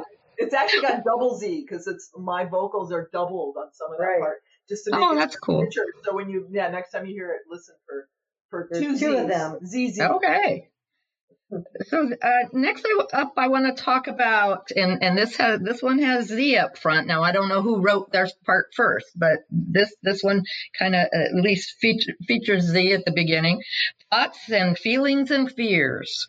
Oh, that one, yes. So let's see, Thoughts and Feelings and Fears. That was another one that was written for, I believe it was also a Wednesday night, and it was this idea of what happens in our minds in meditation, right? Because, and as a longtime meditator, I had lots to say about that. As you probably, listening to us, we have lots to say about everything. But that was another one that we wrote specifically for a service because we were going to be talking about meditation. And the arc of that is this idea that, you get in there to meditate, you start to hear all the random things that come up. And then as you meditate longer, for a longer period of time or over a longer period of time, you have these moments where there's silence and a space between thoughts. And then the mind comes in and goes, oh my God, this is amazing. I'm such a great meditator, right? And then to follow that up often is a thing of like, oh no, I'm horrible meditator because look at me. I had this amazing moment and then I lost it. And then beating yourself up and then going, no, that's not what it's about. It's about just coming back to center. So that whole arc of what can happen either in one session or over a period of time, I wanted to try to capture that. And of course, lions and tigers and bears, oh my. Of course. Is the original, And then this was another one that I brought to you to kind of come up with, where, and it's really kind of in this one, I don't know that we even conceptualize it like this at first. This is one we have a music video for, and the guy who did it with us pointed this out. But Right. It's like, I'm the meditator and the chatter and all that, and you're like The teacher. the spiritual teacher. Yeah. Mm-hmm. Who's, We didn't conceive of that at all. We didn't really even understand that that's how it would be conceived of if someone listened to it until we went to do the video, and the director said, well, the way I see it, Yep. it's like this. And we're like, oh, which happens sometimes for Z and I. Z is a comedian and I am a goofball. There's a very big difference. We're both goofballs, but Z's actually like a comedian and is a comedy writer and is just like more like a stand-up comedian. And I'm just a goofball. Not that that's bad, but it's very different. And there are times when I'm like, but I want to be funny.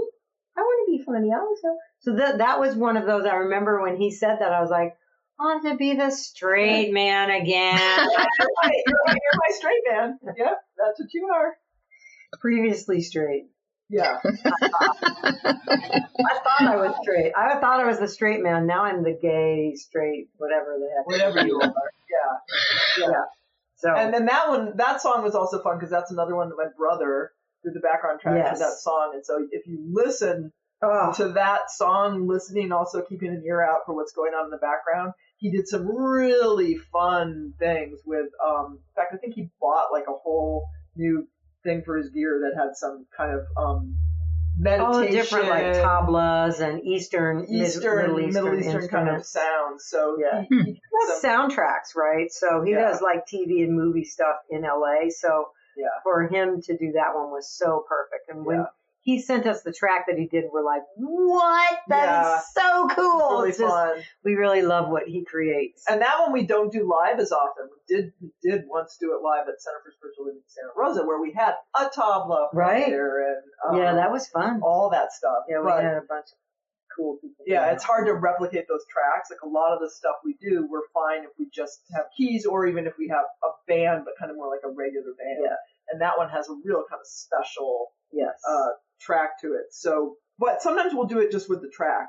Yes, because then it works. then we can have the tracks and really. The tracks are so developed and layered and nuanced, and you can't, you get like 3 players on stage, and you're like, who to do what to sound like that? It's just not going to sound the same. So we either do that typically with tracks or not at all. But that's a fun one to do live too, because it's just, getting to play that out. This one has an actual video on our YouTube channel. Yes. If you want to check that out. Yes, it does. Yeah. A nice video, I think. Well, let's listen to everything that's going on in Thoughts and Feelings and Fears with Revs Z and Melissa. Thoughts and feelings and fears. Oh my, how can I sit still when I want to cry? Or maybe I should have a piece of pie. This is too hard, I don't want to try.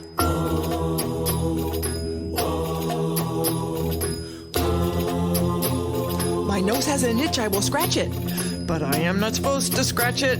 I'm supposed to be still, supposed to be chill. Nirvana will come and I'll catch it.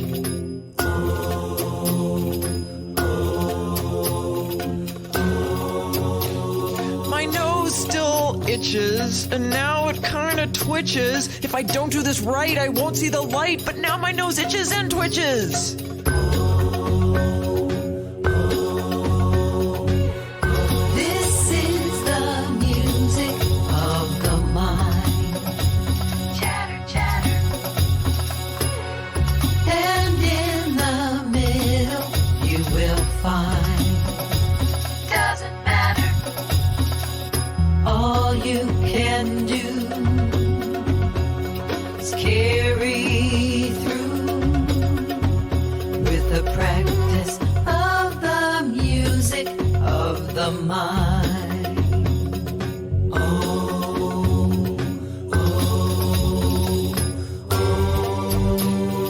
What should I have to eat?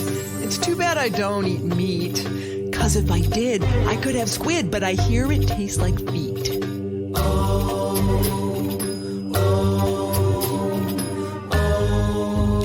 Now everything is very slow. I think I must be in the flow.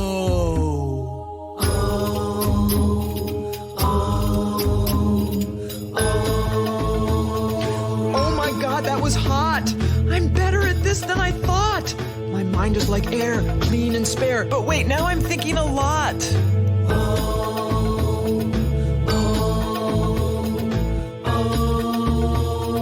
This is too hard, I should quit. I can't get the hang of it. I try and I try, but my mind just flies. It's 'cause I'm a nervous twit.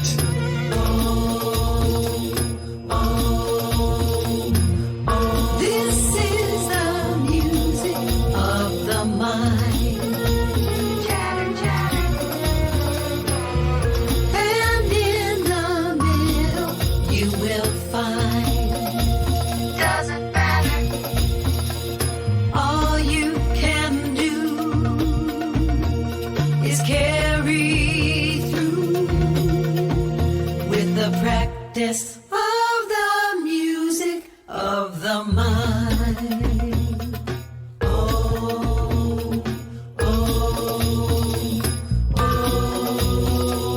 No, I'm not gonna quit. I'm getting the hang of it. Yes, my mind strays for days and days, but I come back to center and sit.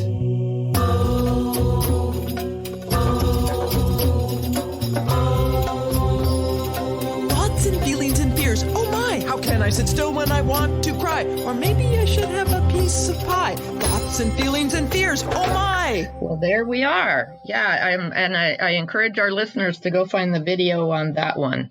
It's a lot of fun with Z as the meditator and with the chatter and the monkey mind and the sublimely peaceful Melissa.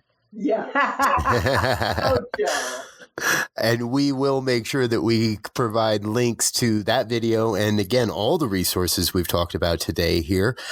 Z, And Melissa, we're so grateful you've been with us, and we've touched only just briefly on some of the other work you do, and we'd love to hear a little bit more. I want to make sure everybody that's listening knows how to stay in touch with you. I know you've got a Patreon community. We'd love to hear a little bit about that. What's coming up in the future? What are you excited? What are you working upon? I guess now we could say, here's the time where we let everybody know just about everything we haven't talked about yet. Sure. Yeah. I mean, COVID times are interesting times. So, normally we say we're an online and traveling ministry. Right now, we're not traveling as much, but we are traveling via live stream. So we're still doing live streaming. We're showing up on Sunday mornings in various places. But we always say, especially these days, and someone listening to us in this capacity, you go to ohmygodlife.com. And that is spelled out, ohmygodlife.com. Yeah, ohmygodlife.com.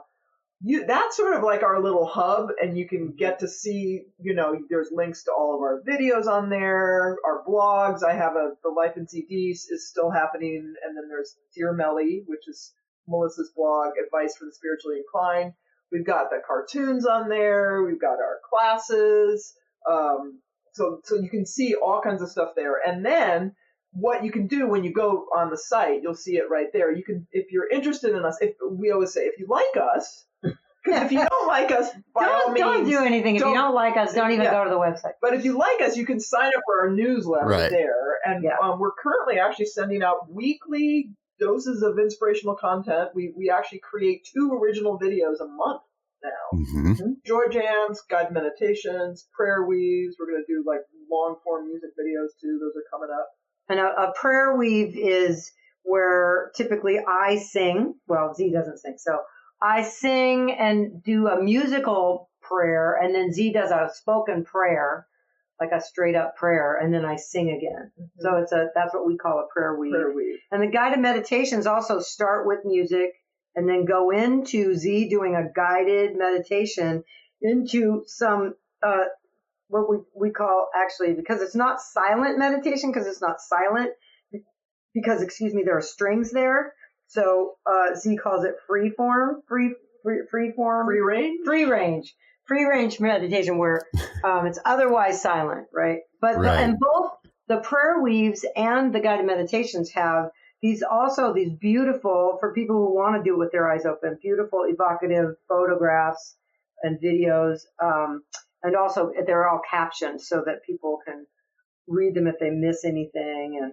And we can say the photos are beautiful because they're not ours. Yeah, we subscribe to a service where we can get photos and music and stuff. So and the Joy Jams are more a little fun, little comedy, goofy message with a real message with music at the end. Yeah. Yes. And so, as Reverend Robert mentioned, we do have a Patreon site, and so one of the things we really like to be able to provide a lot of free content. So anybody who signs up to the mailing list gets weekly free content, blogs and videos and music and such. And then those folks who really want to help support what we're doing can hop on over to our Patreon site and subscribe for a monthly amount. And then depending on what your amount is, it goes up in tiers. If anybody's familiar with Patreon, it's sort of like a monthly Kickstarter kind of thing. And that's been really great for us because that's actually allowed us to ramp up our content, to do more free content for people. Yeah. And so people who come onto our site and want to sign up, they can sign up and get all that stuff. And they also get the very best thing. So for me, this is the most fun that we have in life.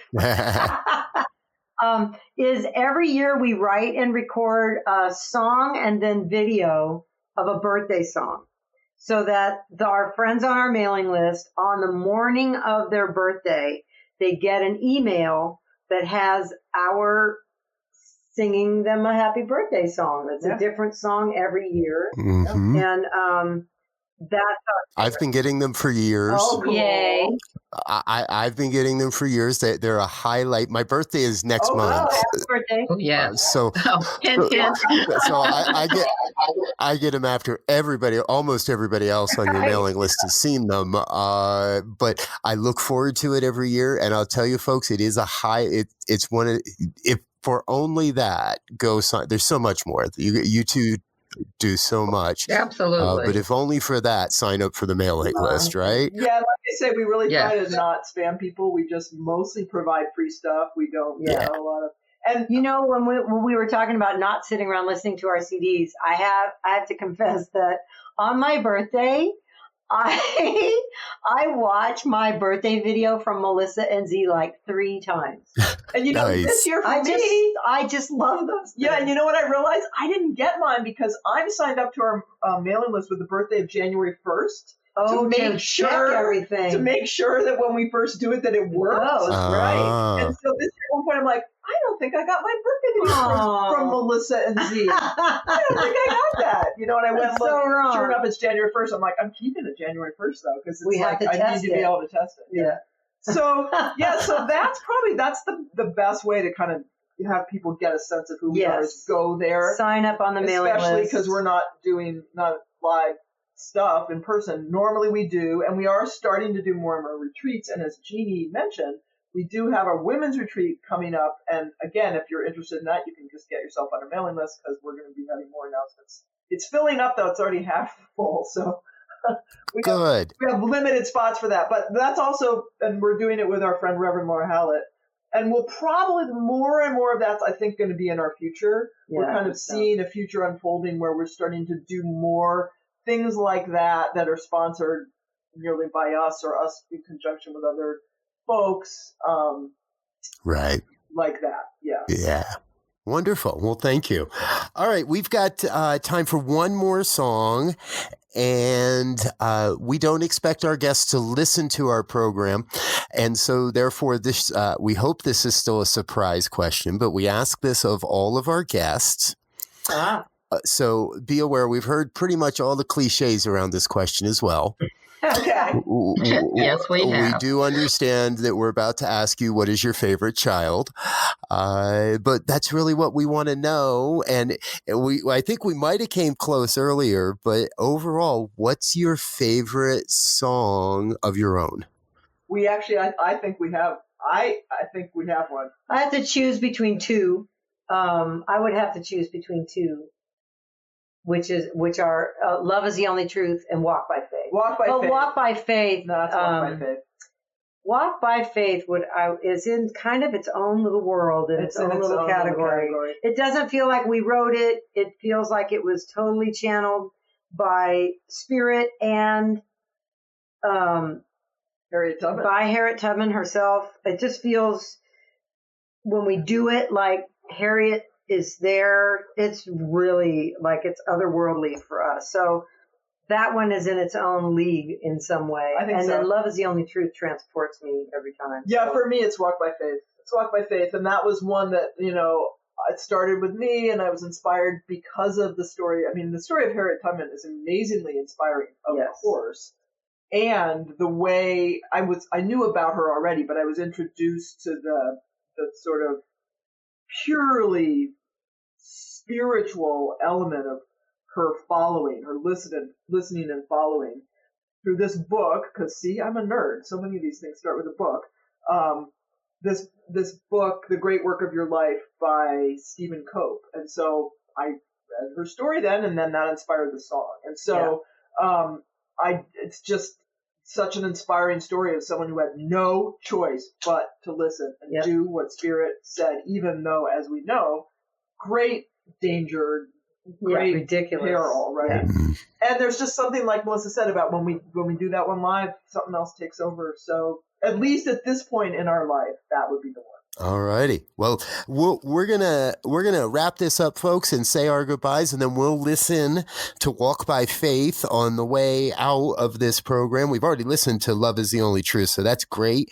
We get both of your favorites, and we get the extra bonus of Walk by Faith as well. So, dear ones, thank you so very, very much for being with us. This has been fabulous. At the top of the program, I said we weren't going to go double time, but I think we might go double time anyway. So thanks again for being with us. Thank you so much for having us. much. Thank you so much. Thank you. All right, folks, this is Real Conversation. We're out of here for now. Let's listen to Walk by Faith by Reverend Z and Reverend Millie. Enjoy. True story. When Harriet Tubman first escaped from slavery, she heard a voice that said, "I want you to help free others." You know what Harriet Tubman said to that voice? She said, "No." She said, "Not me." She said, "I can't. I can't." But the voice wouldn't let up. It wouldn't let her be. "I want you to help free others. I want you to help free others." Finally, Harriet Tubman, the woman who would be known as Moses, said yes. Yes. Walk by faith, not by sight. Moses walked in the middle of the night. Step by step, she followed a voice. She couldn't shut it off. She didn't have a choice. It told her when to move. It told her when to wait. She was walking in its footsteps. She was walking in its grace. It wasn't just her people Moses led through the night. It was anyone who's ever walked by faith and not by sight. You gotta walk by faith, not by sight. Listen every step of the way. Walk on into the night. Let that northern star be your guiding light. True story. Harriet Tubman, with the help of the Union Army, once freed 750 slaves in one day. Can you imagine? 750 people. She liberated an entire plantation. The voice of spirit doesn't mess around. When you listen to that voice, you are never the same. When you listen to that voice, you are free. And it doesn't stop there. You take others with you. The 750 are still alive today. They're your sisters and your brothers in struggle and in pain. They're your doubts and your fears when you say, "I can't," but you can. And you will. When you walk by faith, not by sight. Moses walked in the middle of the night. Step by step, she followed a voice. She couldn't shut it off. She didn't have a choice. It told her when to move. It told her when to wait. She was walking in its footsteps. She was walking in its grace. It wasn't just her people Moses led through the night. It was anyone who's ever walked by faith and not by sight. You gotta walk by faith, not by sight. Listen every step of the way. Walk on into the night. Let that northern star be your guiding light.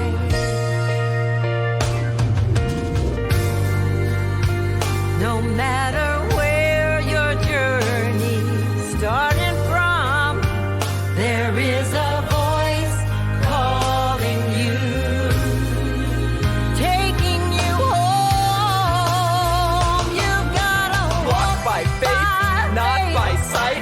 Moses walked in the middle of the night. Step by step, she followed a voice. She couldn't shut it off.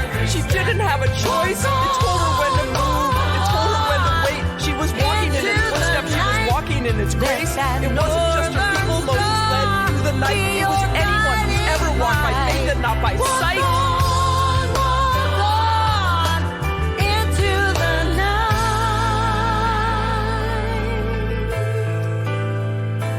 Let that northern star be your It wasn't just her people Moses led through the night. It was anyone who's ever walked by faith and not by sight. Thank you for listening to Real Conversations, exploring the meaning behind the music. Real Conversations is produced by the New Thought Radio Network, sharing a vibration of love, positivity, and empowerment through a variety of media streams. Learn more on the web at newthoughtmedianetwork.org. Listen to past episodes of Real Conversations on the podcast page at newthoughtradio.net. Until next time, peace and blessings. Go forth and prosper.